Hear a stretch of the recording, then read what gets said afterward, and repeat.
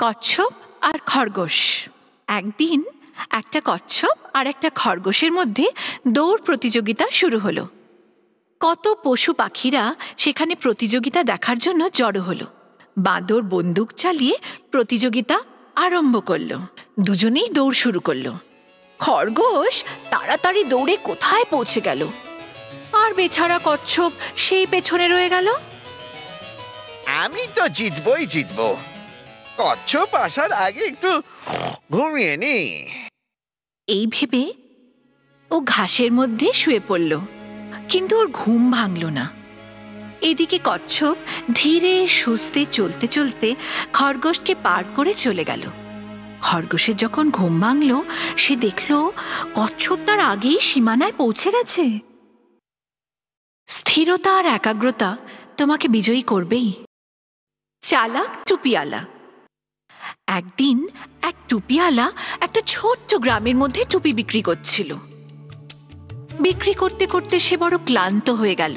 তখন তার মালপত্র নামিয়ে একটা বটগাছের তলায় শুয়ে পড়ল। ঘুমন্ত টুপিওয়ালাকে দেখে গাছ থেকে বাঁদররা সব নিচে নেমে এলো, আর তার ব্যাগ খুলে টুপিগুলো বার করে পরে নিল। যখন টুপিওয়ালার ঘুম ভাঙল, সে দেখল তার টুপিগুলো বাঁদররা পরে বসে রয়েছে। সে তখন চিৎকার করল, ওই টুপিগুলো আমার, দয়া করে আমায় দিয়ে দাও। বাঁদরগুলো উল্টে তার উপরেই চিৎকার করতে আরম্ভ করলো।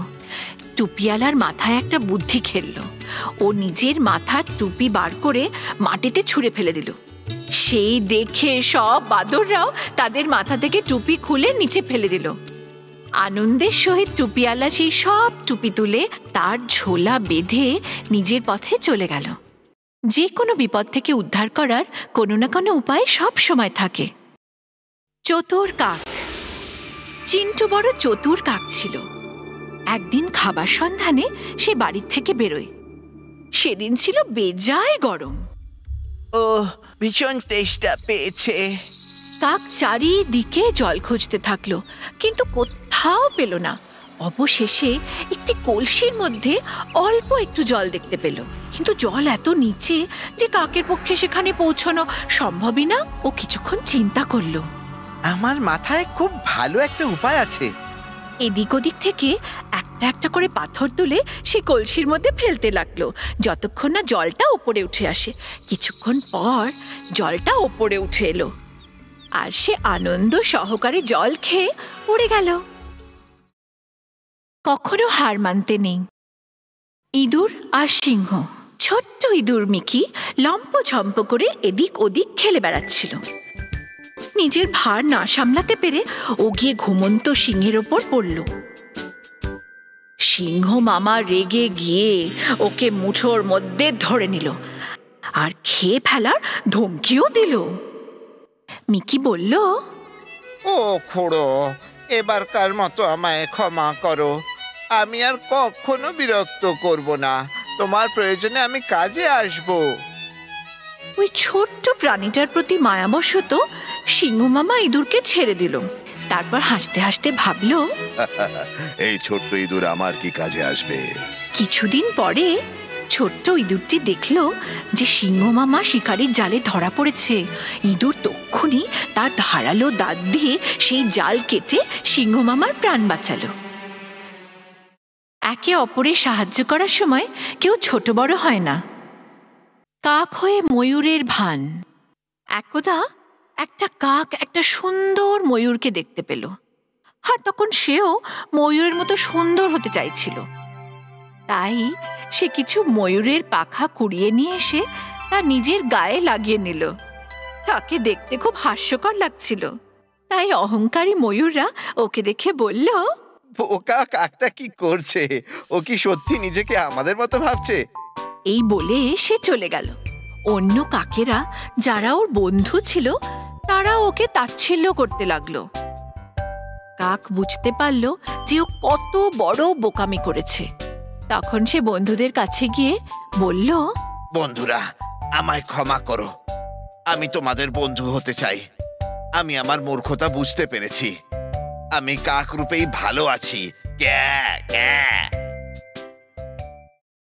নিজের কাছে যা আছে তাই নিয়েই সন্তুষ্ট থাকা উচিত। চতুর গাধা। একদিন এক ক্ষুধার্ত সিংহ নদীতে জল খেতে গেছিল। সে দেখল যে নদীর অন্য পারে একটা গাধাও জল খাচ্ছে। গাধাকে দেখে তখন তাকে খাবার জন্য এক ফন্দি আঁটল।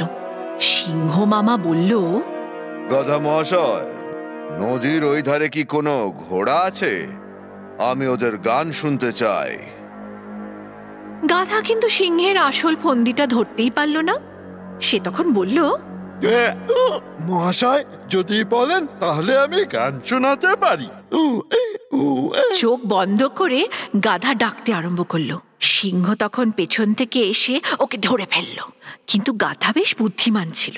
সে তখন বলল, আমি আপনার খাদ্য হতে রাজি, কিন্তু আমি শুনেছি শক্তিমান সিংহ খাওয়ার আগে ভগবানের কাছে প্রার্থনা করে।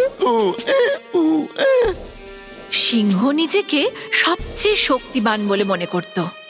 সে যখন চোখ বন্ধ করে ভগবানের কাছে প্রার্থনা শুরু করলো, অমনি গাধা সেই সুযোগ দিয়ে পালিয়ে গেল। সিংহ গাধার কাছে বোকা বনে গেল। জ্ঞানী শক্তি। দুটি কাক, ভোলু আর গোলু, এই দুই কাক নিজেদের মধ্যে কে মহান সেই নিয়ে ঝগড়া করছিল। ভোলু বলল, আমি তোমার থেকে দেখতে অনেক বড়, তাই আমি মহান। তা শুনে গোলু বলল, না, আমি মহান, কারণ আমি তোমার থেকে বড়। কে শ্রেষ্ঠ সেই বিচার করার জন্য ওরা নিজেদের মধ্যে একটা শর্ত রাখল। দুজনের মধ্যে যে ঠোঁটের সাহায্যে একটা ভরা থলে নিয়ে সবচেয়ে উঁচুতে উঠতে পারবে সেই শ্রেষ্ঠ হবে। গোলু ভারী দুষ্ট প্রকৃতির ছিল। নিজের থলেতে তুলো ভরে নিল আর গোলুর থলেতে ভরে দিল নুন। এইবার দুই কাক উড়তে শুরু করলো। তাড়াতাড়ি গোলু ভোলুর চেয়ে অনেক উঁচুতে উঠতে আরম্ভ করলো, কারণ ওর থলেটা যে হালকা ছিল।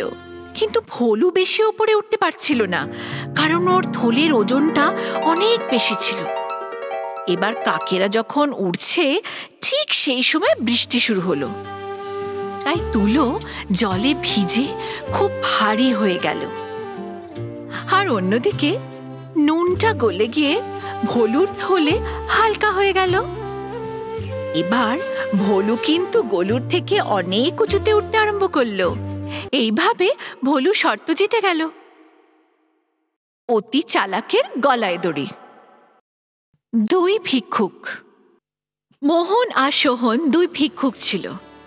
তারা রোজ মন্দিরের দরজায় দাঁড়িয়ে ভিক্ষে করত। মোহন ছিল অন্ধ, তাই সে দেখতে পেত না। আর সোহন খোঁড়া হওয়ার জন্য হাঁটতে পারত না। একদিন এক ধনবান ব্যক্তি ওদের কাছে এসে বলল, বন্ধুরা, আমি আমার বাড়িতে বিরাট খাওয়ার ব্যবস্থা করেছি, বুঝলেন তো? আপনারা সবাই ওখানে এসে অন্ন গ্রহণ করবেন। মোহন এবং সোহন অন্যের সাহায্য ছাড়া বাইরে যেতে পারত না। তাই মোহন সোহনকে বলল, তুমি যদি আমাকে রাস্তা বলে দাও, আমি তোমাকে পিঠে বসিয়ে নিয়ে যাব। সোহন রাজি হয়ে গেল। তাই মোহন সোহনকে পিঠে করে নিয়ে সেখানে গেল। আর ওখানে ওরা দুজনেই খুব ভালো ভালো খাবার আনন্দ সহকারে খেয়ে আবার ভালোই ভালোই ফিরে এলো। সব সময় একে অপরের সাহায্য করবে।